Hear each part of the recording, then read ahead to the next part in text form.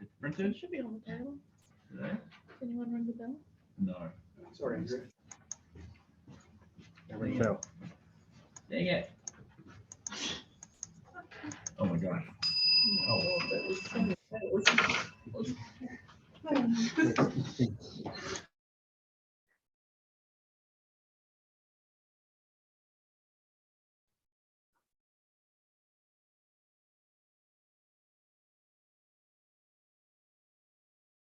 Kia ora team, we'll just wait for the next set of participants to load up and then we'll start.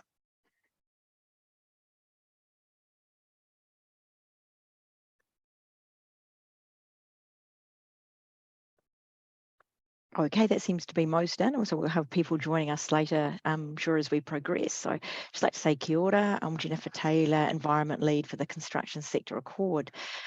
Welcome to today's session on how we're going to look at the circular economy in the built environment. And so the reason for doing this is that this is one of our key areas in the Accord that we're interested in for environment, as we've got a world of obviously growing population and an insatiable appetite for things. We've got the case where the resources that we use are becoming much more scarce and finite. So it's a real possibility that in the very near future, we will need to actually make do as the resources come to their natural end, and emergency brakes could be put on as consumption and emissions grow. So can you imagine actually a future where we're only able to construct with what already exists? What would we do differently? And actually, what would we do better? Now, this might seem quite far-fetched, but what if I told you that New Zealand's demand for resources is such that we had actually used our year's worth by 19th of April this year? So circular economy encompasses like the full life cycle view of our construction. It brings together all the elements as a whole rather than a focus on the individual components. And that's where its value lies, in that it's actually going right across the sector and right across all aspects of our building life cycle.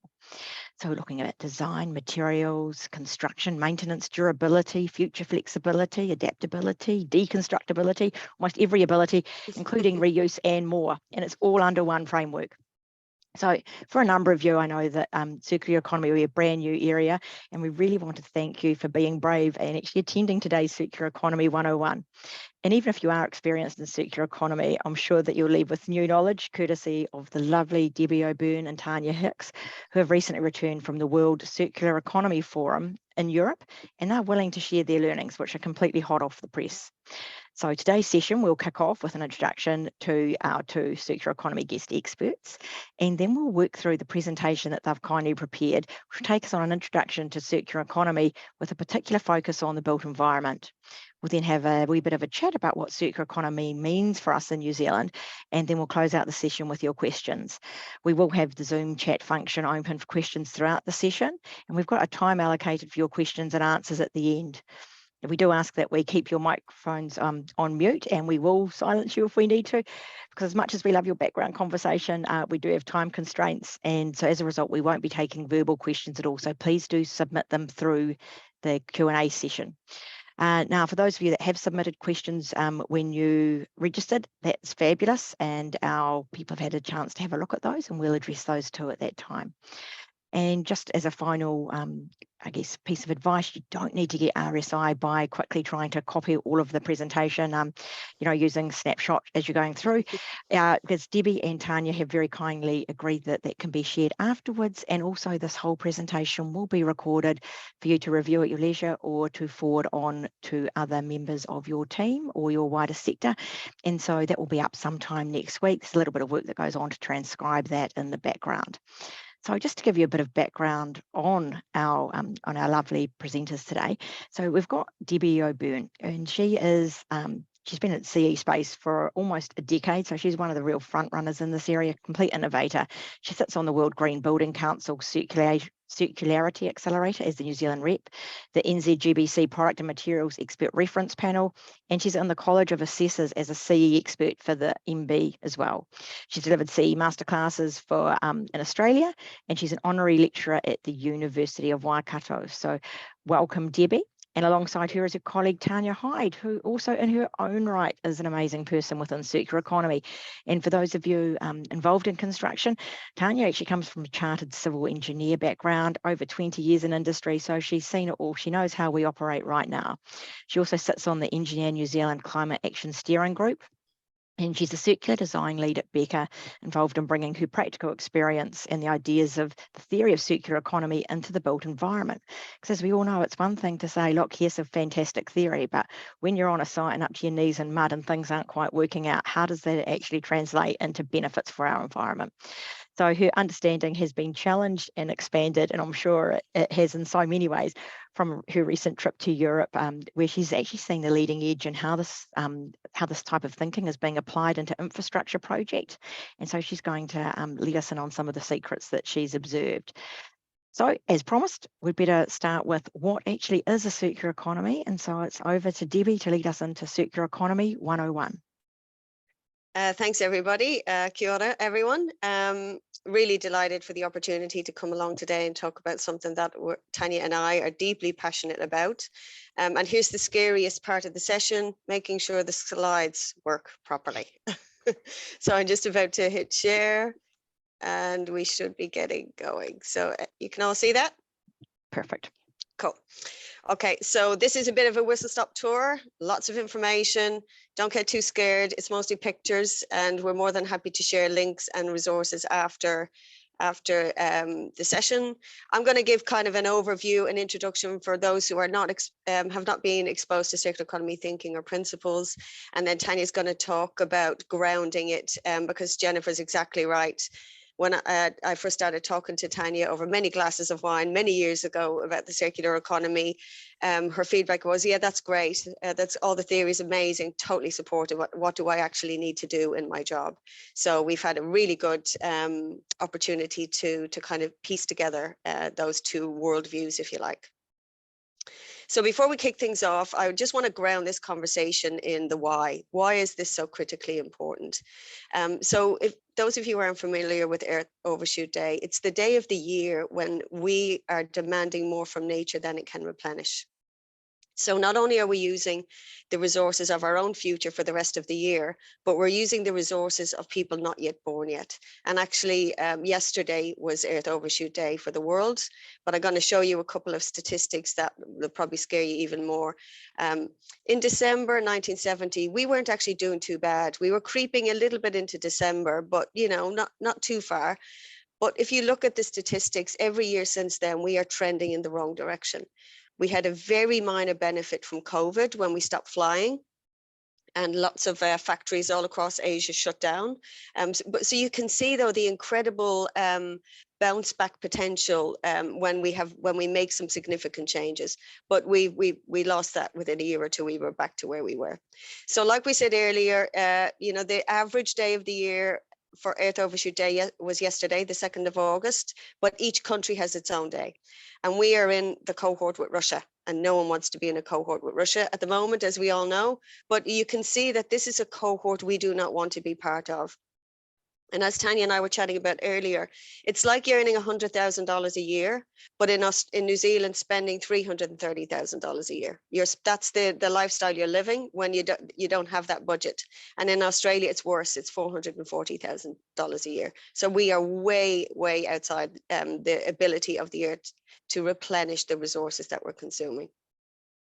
So what is a circular economy? The easiest way to explain it is to compare it to the economy we've got now, which is linear. So for a long time, and it's kind of organically unfolded over the last few hundred years, we're very comfortable with cradle to grave, waste to landfill, single use. And I'm not just talking single use cups and straws. Our washing machines, our dishwashers have become single use. We largely don't repair those the way our parents and grandparents would have done, you know, decades ago. It's also got a very hyper siloed focus on dollars and GDP. That's how we measure the success of our economy. And anyone who knows me says, don't get Debbie talking about GDP. She'll have steam coming out of her ears in no time, because GDP largely measures what your economy is busy doing. But things like war, oil spills, earthquakes, they're all good for GDP. All it does is measure what you're spending your money on, not the value or the quality of that spend. It's also got a very laser focus on short-term efficiency. So we're familiar with lean production. We're familiar with, quarterly share prices, annual reports, even our election cycles are really, really short. And in New Zealand, they're very short. I think we're 3 years compared to many others who are 4 and 5. But when you've got challenges that are 50, 100 years in perspective, it's really, really challenging when we have that really short-term focus. I'm not going to go into the powered by fossil fuels issue. We all know the downsides of that, and we're largely familiar with the effects that has had. But the revenue model itself in a circular economy is part of, in a linear economy is part of the problem. So if you're a very successful business and you want to be more successful, it largely means more stuff, selling more widgets or gadgets or components, or whatever products you're trying to get out into the market. And that forces a massive amount of consumption and throughput through the system, because you want to clip the ticket every time you sell a widget or a gadget. So that is, economic model is part of the problem. A circular economy, on the other hand, is trying to flip that model on its head. We're trying to get to cradle, where we actually start to consider the next life cycle of a product. How are we going to process it at the end of this existing life and potentially prepare for getting into the next life?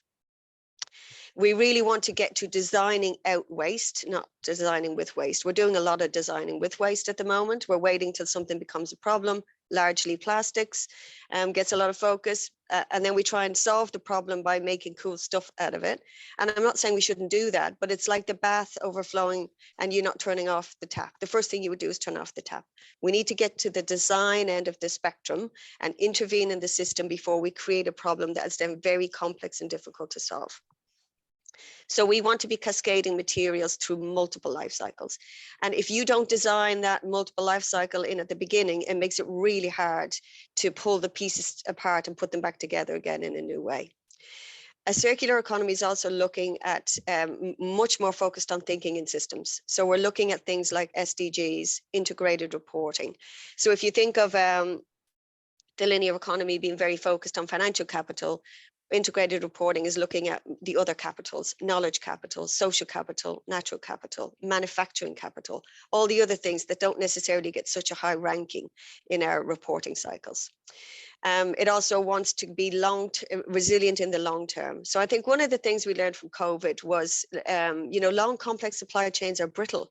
They don't cope well with shocks, whether it's a pandemic or a flooding event or, weather interruption. So, but we built the system to be super lean, and that creates its own problems. And we might need to consider other issues like resilience when we start to design interventions in the future. Again, powered by renewables, everyone knows that global shift is underway. But again, the revenue model in a circular economy is part of the solution. It's not about pushing throughput and selling individual gadgets. It's using a completely different kind of business model, which is performance and value rather than volume and consumption. And business models that we're starting to see in that space are lighting as a service, air conditioning as a service. Even Boeing no longer sell their engines to airlines. They charge them by the mile, and that creates completely different incentives. Where if the municipality in a German city needs new street lighting, they buy lumens, and that incentivizes the producer to put in high-end material, minimum maintenance, modular components. So not throughput, because that's not what they're selling. So what are the principles of a circular economy? They've largely coalesced around these three key principles. That is to design out waste and pollution, and carbon is seen as a form of pollution. So the decarbonizing effort would sit in there, keeping products and materials in use at their highest possible value, and regenerating natural systems. So the way our economy has unfolded over hundreds of years, we broke a few things along the way, and we actually need to regenerate systems. And that doesn't only include nature. Many of us would think that human systems, social systems sit inside that natural system space. So being much more deliberate about creating broader benefits and just transitions as part of the work that a circular economy might aspire to do. Don't go into this slide in any great detail. It's just to kind of give you a flavor of the level of momentum behind this shift. It's happening at a sector level, department level, regional, city, international. So there's a seismic shift. There's a seismic momentum and paradigm shift happening in this transition to the circular economy. And from a city perspective, largely the same thing. So you've got guidebooks, frameworks, blueprints, city plans, all of them focused around ensuring that the built environment and cities shift into that circular economy space. So in New Zealand, we're starting to see some real traction and real momentum. For those of us doing this for a decade, you know, we were just waving the lonely flag for a while, but so it's super exciting now to see what's happening. So in the emissions reduction plan, for example, there's a whole chapter on the circular economy and lots of expectations coming around that emissions reduction plan should be incorporating circular economy principles. The Infrastructure Commission's 30-year strategy also has circular economy as one of the 5 foundational focus areas. The Advanced Manufacturing Industry Transformation Plan, the waste strategy, and then there's a significant piece of work underway by IMBI around the circular economy and bioeconomy strategy. So big pieces of research underway at the moment. Next year, we'll start to see some consultation around the circular economy strategy for the national strategy. And that's largely reflective of what other countries have done. So we expect that things then start to go quicker and we start to see some directives, some funding opportunities, some expectations are set for different departments. And I just wanted to briefly mention that, you know, there is a lot of synergy between Te Māori principles and the circular economy. You know, they're deep connection to the land, they're long time frames. You know, I was chatting to somebody from Ngāi where they have a 500-year vision for their, you know, for their region, not just, you know, the 40-year plans we sometimes see if we're lucky. So I think there's some things we can learn from that perspective, that giving back to nature, only taking what we need, and just having a more holistic perspective. Lots on this slide. I'm not going to go into them in any great detail. It's really just to give you a flavor of the scale of initiatives in different spaces. You've got circular facades, circular roads, lots happening in the circular construction, procurement, lots of innovation happening in the procurement sector. The Geelong in Australia had a 100-year maintenance-free bridge contract. So now we're not actually just going out to ask somebody to build us a bridge. We want them to look after that bridge and take care of it for the next 100 years. So lots and lots. And then we're seeing biodiversity and nature being deliberately incorporated into design. So we've recently got back from the Netherlands, and it was so exciting to actually see one of these bus stops with the bee hotel on the top.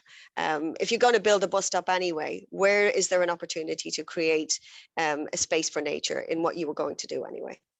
And in the built environment space, Jennifer mentioned the Circularity Accelerator from the World Green Building Council.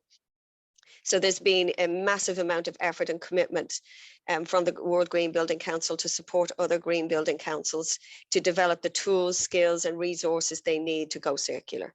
So there's definitely this big shift. Australia did a white paper a couple of years ago, which is broadly reflective of what we would see internationally. The challenge New Zealand will have is that we are a smaller market. So we, in some ways, have to collaborate more and better because we don't have the scale that some of these international countries have in their shift. But we will expect to see a lot more from the Green Building Council Circularity Accelerator because they're doing papers and creating a resource library for case studies and other ways to engage in the conversation. And in New South Wales, they've delivered the circular design guidelines for the built environment. And I would imagine that once this strategy lands next year in New Zealand, we'll start to see some design principles and some government advice and support coming out, which I wouldn't expect it to be too different from what Australia has done.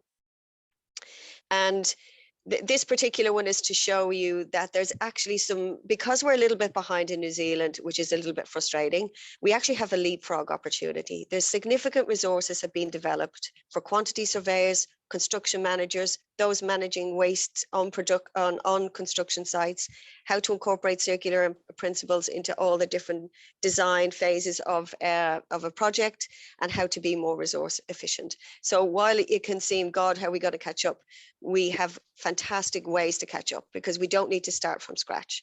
We just need to take those resources and contextualize them to the New Zealand landscape. And I want to briefly mention this because Jennifer touched on it earlier. This is called the BAM framework, which is Buildings as Material Banks.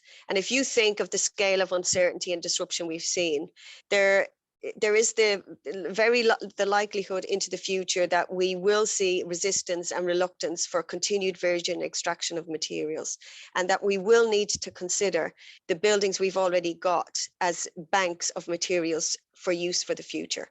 So in Europe, they had a pilot study where they were deliberately creating and putting up buildings in such a way that they were capturing all the data and information that would enable those materials to be used 40, 50, 60 years into the future.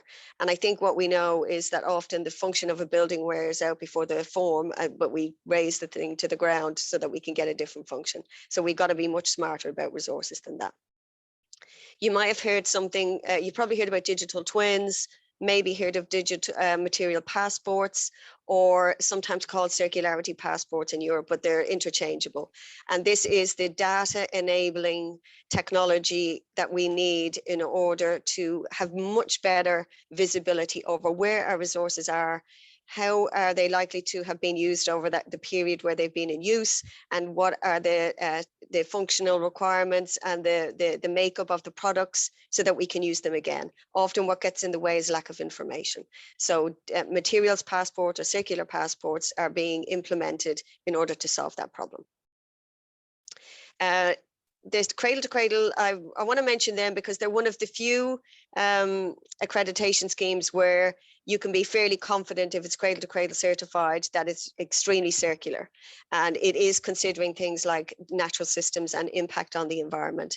And they are taking things like waste production from waste bark from forestry and turning it into exterior and interior tiles.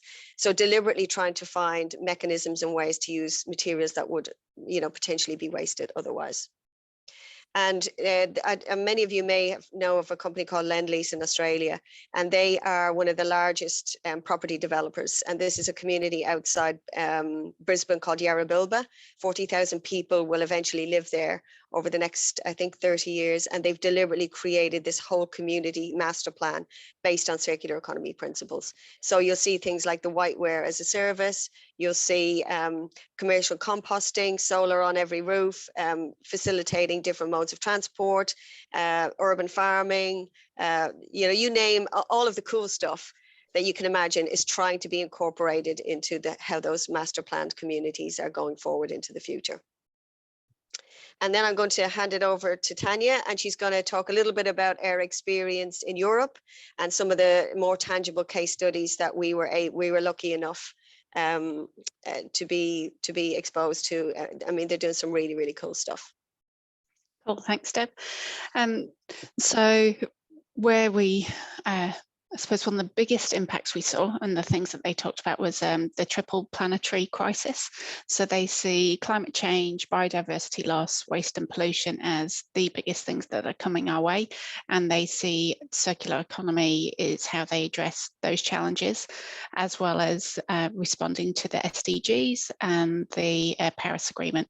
In fact, they were talking about the Paris Agreement at the time was 2,408 days away, and they realized that they weren't investing enough.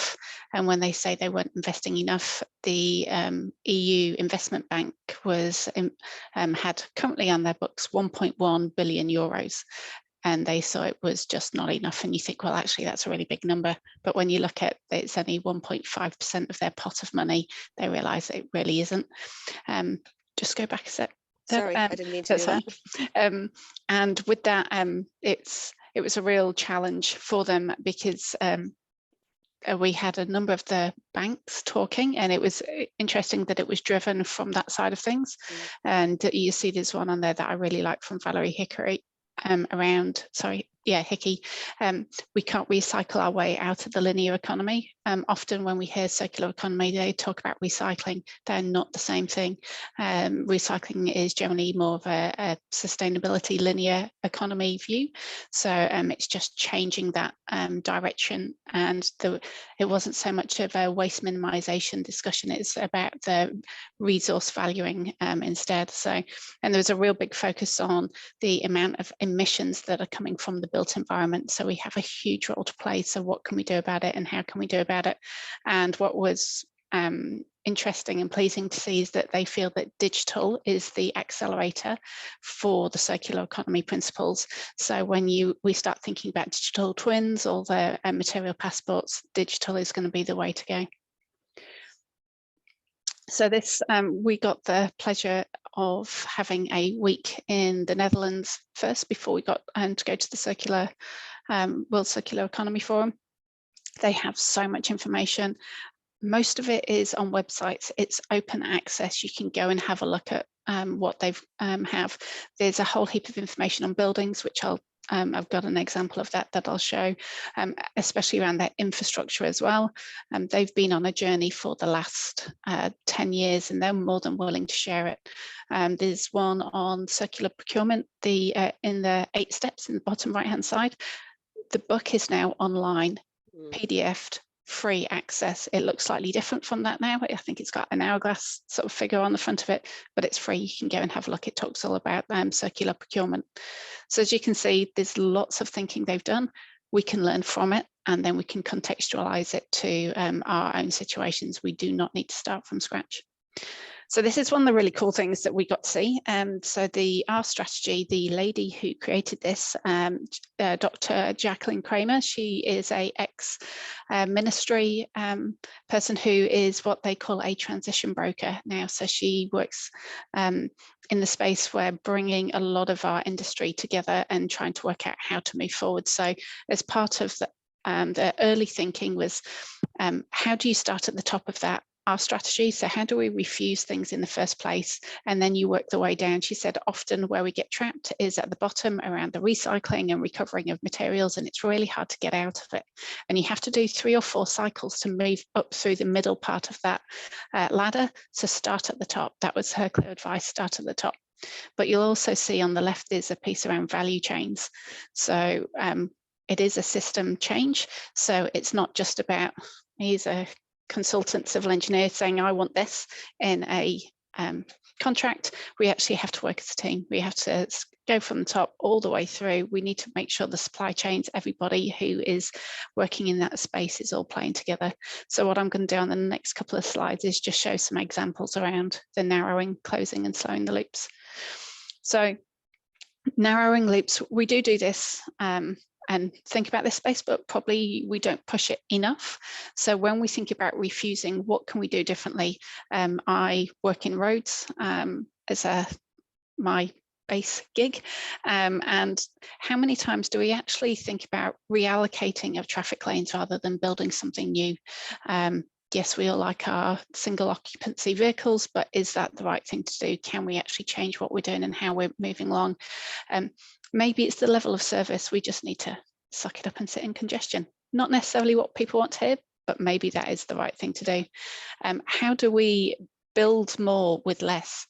I know that's a real big challenge, but if you think around a lot of our buildings, they're left vacant most of the time. So, you know, how do you get a 24/7 use out of the particular assets that you may own? And transport as a service has already been disrupted. So you have the likes of Uber and Lime scooters and others. So that service model will change, as sort of Debbie talked about earlier. So on the next slide, there's looking at slowing the loops. This one was what I found really, really interesting, is how do you get the longer lifespans? So one of the things that we saw that was really, really cool is, imagine if when you are designing a bridge, and we generally design for 100 years, what happens if you not only design for 100 years, but you design a bridge for 3, 4, 5 different locations? So if you click on the next, it should pop up, Deb, this isn't a pipe dream. They actually have eBay for bridges. So you can actually go, the website, we can send that with the link around, but you can go and pick the bridge that you want. So it has its material passport, so you know where it's come from, what's happened to it, what the performance of it is, how to install it, and you can literally go and pick the bridge that you want. Even if we started with temporary works and being able to reuse these bridges, or the rebuild for the Hawke's Bay, how do you get to a stage where you can pick and use a particular bridge for a function that you want, and then you return it when you're finished with it? So there's also things in our sector around, it was interesting their view on the W section barrier there. They don't have wire routes because they see that once it's hit and it's stretched, there's too much work, energy, water, transportation, and it's often kilometres that need to be replaced. So they're very much on the W section because it's modular, it can be refurbished, and often they're hit multiple times before they're actually replaced. Signage was another really good example for the amount of waste that comes from that industry. So how do you extend the life of that? The next one, which was a really cool example, the Holland Circular Hotspot. We went into their building and they've basically refurbished a building for use. So they have lots of smaller organisations in that space basically working together. But what you might see or notice here is the windows and how they're all at interesting angles. So basically they found a whole heap of windows from a previous construction job and they wanted to reuse them, but they realized that they didn't actually fit. So they couldn't get that nice line. Sorry, my energy, they're obviously saving the bill. What happened with the windows is because they couldn't get them to fit, they didn't just chuck them away. They had to play with it to work out how to make it fit. So they ended up with them on angles, so it actually zigzags along. But there's been some really cool outcomes from that around acoustics. So and not only sort of the look and feel of them, so it's actually added character to the building. On the this particular bridge, actually, there's 3 of them through Germany and the Netherlands that are biocomposite. So they include flax and hemp. So they're pedestrian and cycle bridges. And because it's obviously new testing of materials, they've got a really sophisticated monitoring system in them, so they can actually monitor the stability and the material conditions, so they can actually have real-time information to understand what and how they're working, so they can apply that knowledge onto future projects. So, you know, how does it behave when you've got 200 people walking over it? What happens at different times of the seasons and storms? How does it age? Because we're having to think about different materials. So what is it that we need to do, and how do we need to think differently, and how do we share the risk of these new types of materials? I think so. One of the last ones is around closing loops, and so you'll see on the right hand side the grey material is their insulation. That actually comes from jeans. 16,000 pairs of jeans they've basically produced another material and increased the value of that material. The other one that I really liked was the asphalt train in the middle. We got to speak to a lady from the infrastructure and water management, waste management ministry. And she said, stop using my pavements and roads as an above ground landfill. I don't want your plastics. This pavement and the train that you can see there, they can literally go kilometres at a time.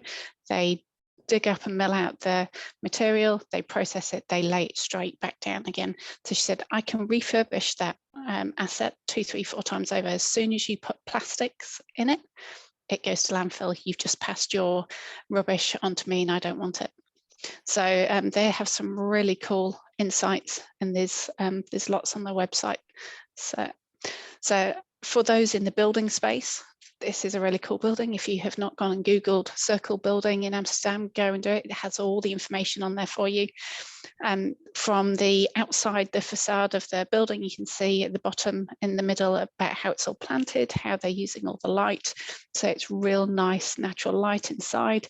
The chair on the left comes from recycling of plastics in the building, so none of their waste. So they have lots of different bins. So when they get rid of something, it has to be made into something of higher value. So they've actually started making furniture out of it. The bottom right-hand corner, because it used to be an old bank, they've used a lot of the old lockers. So with this building, it was actually by a finance company that decided to instigate the build because they wanted to prove the circular economy principles. They didn't want to back and invest it if they didn't believe in it. So this is what they've done and how they've changed it. And you can see in the middle the weird looking looks like a wooden thing with solar panels. So that's for people to go and plug the phones in if they're stood outside having a coffee. The windows that you see there are all refurbed from a different building. The lift is actually pay as you use, and the tree, if you manage to look closely or when you get the slides, they're actually old bike frames. So they have created this building to be completely dismantleable, and they can then go and move it if they need to. So they just sold this building when we got there, and the owner is going to pick it up and take it away because they want to use this land for something else. And the best part of it is, as part of the what we would call consent conditions, if any of the building is not reused, they're not allowed to send it to landfill. They've got to find a different use for it. They've got to find a different home. So it's really, really cool what they're doing. So on the next slide, we're just going to show you when we talk about digital and what and how we can do digital, it's something that we're really pushing hard to work out and understand. And after being at the Digital Twin Conference on Tuesday, and we were talking actually with the construction sector accord, going, what is the point and why do we need to do it? Because we're going to have issues with our resources and our materials, we need to know and understand where they're coming from. But not only that, we need to understand what the impact is of what we're using and how we're using them. So we're actually looking at a way of assessing our projects. So at a bridge, a cycleway, whatever infrastructure we're building, what's the planetary impact, not just the carbon? We need to think holistically, we need to think bigger. And that was one of the main things that came from the conference, was around supply chain and how do we measure their impact, because Europe are closing the borders to products that they don't want. They are looking at circularity metrics. So we need to understand if we are going to be sending any products overseas to Europe, these are the things that we're going to need to be able to measure. So I think on the next slide, it actually shows you, there we go, what it looks like. So this one, we've actually just picked a particular product. So similar to like the EPDs on a product, but it actually tells you what the impact is on the planetary boundaries. So this is a way to get the supply chain, sorry, the scope 3 emissions, those soft things that don't always get a conversation and a seat at the table. Now we're working out how to do that. So the decision making and the speed of decision making through digital is really going to change the way we're thinking. So I've just got this in here as a just trying to show and push the boundaries about the products that you're picking and the materials that you're picking, because we're now having to work in this messy middle. We've had a nice linear, we know what we're doing. Now we're getting into a complex space of, this is really hard stuff. We have products that are being developed that we need to work out how we can use them. We need different business models. We have challenges with our risk allocation, our IP. Interestingly, New Zealand and Australia are seen as two countries that don't know how to collaborate because we're too worried about our IP and we don't just push on for the greater good. So interesting, how do we do that? This is how we do it. So this was one of the discussions on Tuesday, was from our supply chains, how do we get everybody in the room? How do we get everybody a voice? And how do we work out these really difficult, gnarly conversations? Because for somebody, for example, who owns a concrete manufacturing company, is going to find it a real challenge to produce products when we're looking at we want to be lowering the carbon content, we want nature-based products. So how do we help all of us go on this journey, because we don't have the capacity in our industry not to take everybody with us. So this is something that we are looking at, how we do this on a national basis to help us as a whole move forward rather than on an individual basis. I think that's it. We need to give some time for questions. Yep, so that's it from us. I mean, I know there's a lot of content in there, so like I said, we're happy to share the slides, and more than happy to take any questions, but we do all have a responsibility to kind of step up and play our part in what the long-term vision for what is the circular mission for New Zealand, and how do we all collaborate together to achieve it.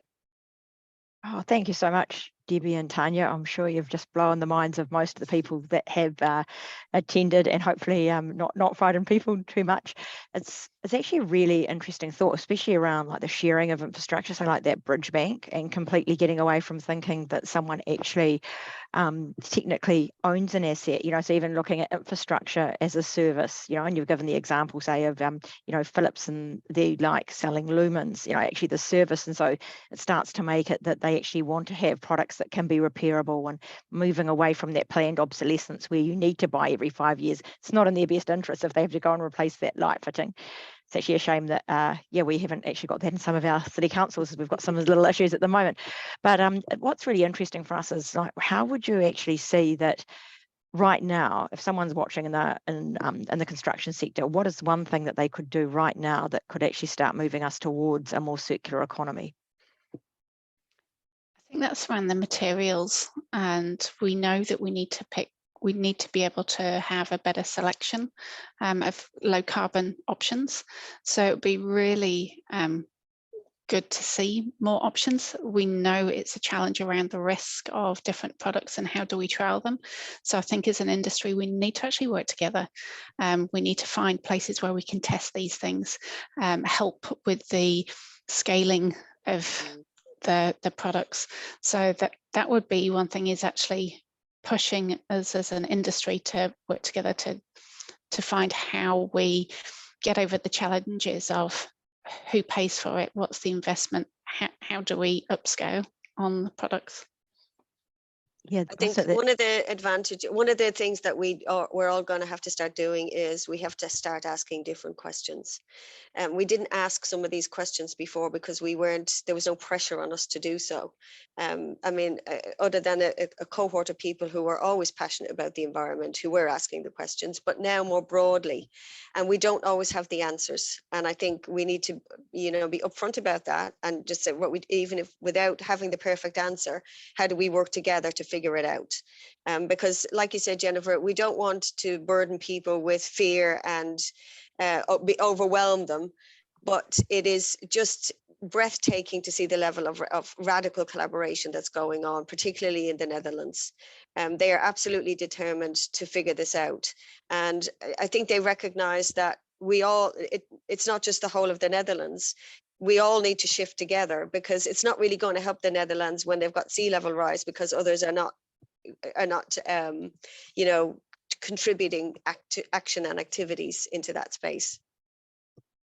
Yes, because that lack of collaboration, or the risk sharing, our contracts aren't necessarily set up in construction to enable that in a particularly good way. And yeah, the way that we have tended to structure things commercially has generally been that the onus falls to one or the other, or that's where a lot of the debate happens. So potentially, I guess it might be around sectioning off even part of a contract to start some of these trials and agreeing to share the risk and actually seeing what happens. Or, you know, even this is where government could act as, you know, a proactive agent, obviously, because we can actually help in that space with the bigger, you know, the bigger pockets if something does go wrong. Obviously not doing a whole highway in it. Yeah, that's spot on. And we've certainly seen that public procurement is a massive lever of intervention.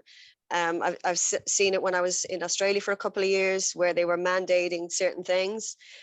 So there is, you know, there's a big spend that the government can use to influence, but also to support it. We cannot make one party the responsible to hold all the risk. If we try new materials, if we try new business models, there's going to be some risk involved. But we have to embrace that challenge, because what we've got now, I mean, you know, every day in the newspapers, we can see the impacts of not asking those questions and not addressing those issues. We have a moral responsibility to future generations not to make things any worse. So we have to engage in these challenging situations, and we need to go fast. And that's why, you know, places like Living Labs can help share the risk, right, if we're going to try this, let's try it on a government project. Let's understand the knowns and the unknowns. How are we going to manage and track this material? And if it doesn't work, if it fails quicker than we would have expected, what's the next piece? And that's exactly what's happening in these. There's about, I think there's 18 circular economy living labs across Europe. And some of them are not called circular economy living labs, they're infrastructure living labs, but because they recognize that that's what's required. So how do we all get on the same page about, just engaging, not having all the solutions, but engaging in the process? And that's where some of those challenges and the different business models are coming from. And the good example of that is at Schiphol Airport, where they don't actually own any of the lighting, but what they found is the quality of the lighting fixtures has gone up, that the repairs, is not so often, the amount of waste that's going out, has been reduced. And they've had that for a number of years now, and it seems to be working. And we have the opportunity to learn from that, because the Dutch are more than happy to share what are their failings. They're really open about what hasn't worked and what is working and why and how. So, we can leverage off that understanding and ask more questions in that space. Because like I say, Deb and I don't have the answers. We're literally just sharing what we've heard and seen over the couple of weeks that we're there, but they're definitely trying very different things, especially like the eBay for bridges. I was literally sat there going, what? How? As an engineer, I am going, how is that even going to work? But the lady assured me, she goes, I have the manual for you, I have the specifications for you, we've done this, that and the other. And she's like, we're happy to share it. And you're like, okay. So I have yet to go and dig and find out more. I suppose some of that's changing that attitude too, isn't it? That actually the trial is actually part of the process, and the outcome, even if it's not positive, it means that it closes off an avenue, or it might push us in one other direction that might help us move towards the goal much closer. And yeah, I'd write your example as well about that reusable building. I know that there's some company as well in London, because obviously London's really trying to become one of the world's first circular cities completely, and that if there's a gap, or say if a building is being pulled down, which I know is actually becoming very, very rare in London, is that to use that space, they're actually looking at putting these temporary buildings that are self-sufficient in terms of their own pumps and tanks and that for their water, because they found that the 30 or 40,000 pounds to connect into the systems, was something that would blow that blow the economics behind it, and then they could actually utilize that building in that place while the plans were drawn, or they had, for example, areas of social housing that for whatever reason had been taken down, but it was going to be a 3-year gap, so they'd put this building on in that space, and then it can be reused, and it's self-sufficient for its power, it's got solar. And actually thinking about these spaces in a really, really different way, and they're even doing that in a transitory way to utilize the building, like you say, almost as a service. If it's vacant for any period of time, they've got agreements that they will go in, and it's called Meanwhile, and they will actually use it in that interim, then they hand it back to the owner. And so that's something I think we need to think about, because you look at how many empty buildings we do have within our city centres, and yet we are still demolishing and rebuilding. Yeah, exactly. And so you start to think, okay, the building itself is actually a service, and how can we get that flexibility and the adaptability and the floor ban and start to move it? Which brings us to another really quite interesting question, and that's this relationship between carbon and circular economy. And in my mind, and this is where I'd love to get your views, I always see that carbon is part of the equation, but it's almost like circular economy is the answer, because it's that plus a components of the durability and that maintenance and all of these other factors that come into it. So is there ever the situation, and it seems quite incongruous when we're thinking, okay, we want to go low carbon, and obviously if you have two identical materials, then the lower carbon one could be the better bet. But is it the option sometimes where slightly higher carbon could actually end up being the winner overall on a circular economy? So that is a really good question, and it's certainly becoming part of the decision framework. One of the things that we're working on with the T&I team in Beca with Planet Price is exactly that. While we can look at a bill of materials and we can tell you right with the components that whatever it is you're building, the carbon component is probably reasonably well understood. But when you add the use of it, the repurpose of it, the circular, the ability of it to be recycled, repaired, repurposed at the end of that particular life, then that has to be considered. So there might be a slight carbon uplift initially, but if you think of it in multiple cascading life cycles, that actually has a different, plays out in a different way. So we're building a tool called the Circulator that would enable us to answer those questions, because I think what we recognize is we need to build new tools. These were not ubiquitous part of the narrative before. Like, there's amazing tools to design a bridge or to design a building, but what we're trialing is, okay, how do you plug the software in that tells you what the planetary impacts of that, including carbon, are, and then what does that look like for disassembly? What does it look like in its next life? So I do think that is, it's never as simple as just this very narrow boundary that's in front of you. We do need to expand the boundaries, and that's where tools like AI, I know we hear lots of negative stuff about AI, but there's lots of stuff AI can do that would take years of analysis to do by humans. And that's where those tools need to be supported and developed to help us answer those exact questions. What if we do this? And that's the challenge, I think, is engineers, constructors. We're now having to think of whatever asset that we're building, not in just this design life, it's next one, and the one after that. And we have no idea what the use of it is by that point. And what was found quite interesting is when we come to those composite type materials, how do they react if we're having to keep changing it? And what do we need to do? So, because these are all materials that are all new, we don't necessarily know what and how they are going to react in 10, 20 years time or longer. And so how you can keep materials in their rawer state, the higher value, the better.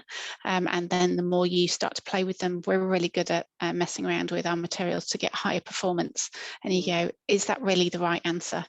And that's the sort of questions we need to start exploring. Like I say, we don't know all the answers, but it's the journey that we need to go on and start thinking about what does that look like. But one of the upsides from everything that we saw is the job creation that's coming out of it in the shift. So we're all worried about, AI taking over our jobs, and, ChatGPT is going to, do my job for me. But there's lots of opportunities coming, and we saw that from, the different materials that are coming out, and the skill sets that are needed are different. And that was a real positive, that we had a couple of presentations on that, the jobs front. Oh, that's brilliant. You've done such a fantastic all-encompassing presentation that the questions that we had on registration, you've pretty much answered, which was about how can design for deconstruction be implemented in New Zealand. You've given us some good examples there with living labs. You've given us some great examples of construction sector circular economies from your travels recently. And you've definitely talked about the barriers and enablers, and even right now about the AI for transitioning into a circular economy.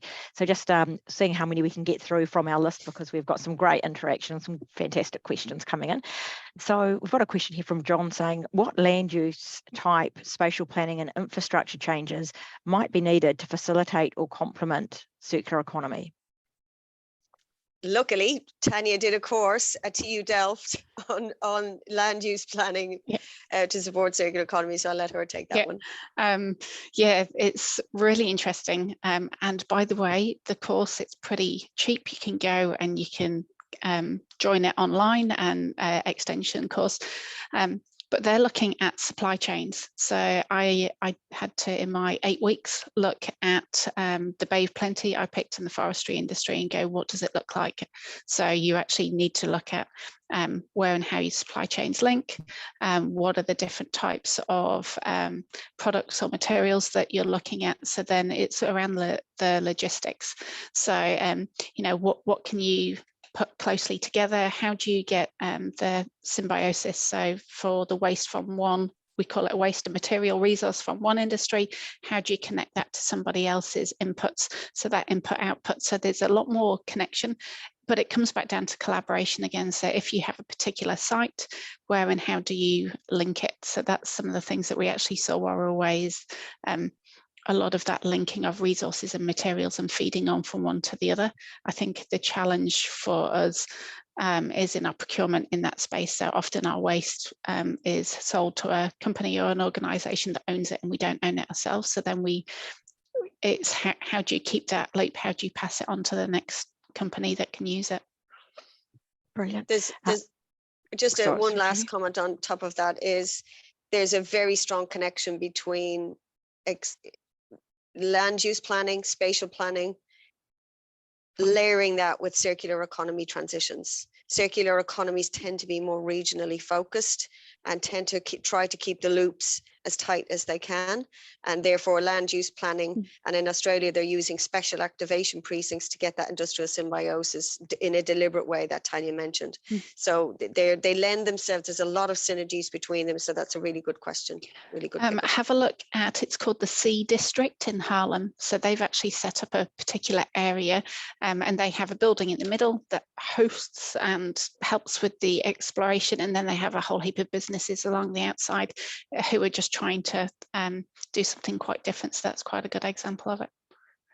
Right, now I'm having to skip through some of the questions to go to the ones that are particularly circular economy based, because we've had such great feedback on your talk so far today. Someone's written in, I've noticed that some say incineration is not circular, at least from a material standpoint, because you have to extract new resources, but others insist that the inclusion of energy means that it is in fact circular. As circular economy experts, what do you think on this? So interesting, we actually had a presentation on this, and the Dutch were trying to move away from it. So one of our concerns is they're going to try and sell us all their old infrastructure over here, because they realise that they can't keep burning their materials. Yeah, so they're trying to move away from it. And if you go back to that R strategy ladder that I had, that the recovery, which is a heat or energy recovery, is the last on the ladder. So if we have other sources of energy and heat, we should be going for that. That should be one of the last things on the and when you think about it as a cascade, you have to start at the top. And it's not as simple as saying never do waste from energy. If you've done everything you possibly can to maximize the value extraction and the reuse of that material at its highest possible value, so using it, again and again, refurbish, repair, and then by the time you get down to the bottom, then there is some. I actually heard a professor from one of the universities who was thinker in residence at a circular economy conference, who said landfills are very expensive to manage and you have to manage them for decades. So is there an argument to say that it is potentially better to burn the material and capture the heat energy, and then you don't have to look after this asset indefinitely? The challenge to that is we do need to be really careful, because what the Netherlands and others have learned is that if you create the default is that you just go straight to energy production, it's this big hungry beast that needs feeding, and then you lose it has the unintended consequences of diverting things away from the higher value uses they could have in order to feed this machine. And so to look at companies or countries like the Netherlands, who have been doing incineration for a long time, and now they're stepping back and going, when we consider smog, particles, biodiversity, all the other impacts it has, they're completely rethinking waste to energy. So it's never 100% no, but I think we need to be very, very careful about how we do that, realistically do that. Easier conversation around bio waste, like biomaterial, food waste, methane capture from rotting food is much of an easier. It's the other stuff. It's a lot of it is municipal waste going into feeding these big machines. It's brilliant. And we've got literally 2 minutes. So I'm going to get you guys to do a 30-second answer each on this one, because I think this is actually a really telling question as well to finish off on. Mass transit systems, 15-minute cities, symbiotic cities, sponge cities, are these compatible strategies with circular economy? And yes, they are. I mean, some of them have strengths and weaknesses that are different, but largely the principles underlying them are the same. Biophilic cities would be another one, mimicking nature. So the simple answer is yes. And what we need to do is, find the convergence between them, where as many stakeholders engage in a conversation because they feel passionate about making space for water, sponge cities, 15-minute cities, all that good stuff. Brilliant, brilliant. Huge thank you to you both, Debbie and Tania. I'm sorry we're out of time for other questions, but we've been very appreciative of your time. I know you've got really tight schedules and you've definitely got a backlog, I know, from your recent travels. And we'd also like to thank all of you that have attended and grown your knowledge about circular economy. It's definitely something we're going to be seeing a lot more of, I believe, in our personal lives as well as our professional lives. So I just encourage you to think about your role, see how you could accommodate circular principles. And as always, if you want to get in touch, please do make certain that you contact us, and we're happy to help wherever we can. So thank you once again. And Thank you for the invite. Thank you. Thank you. Cheers. Bye-bye. Bye.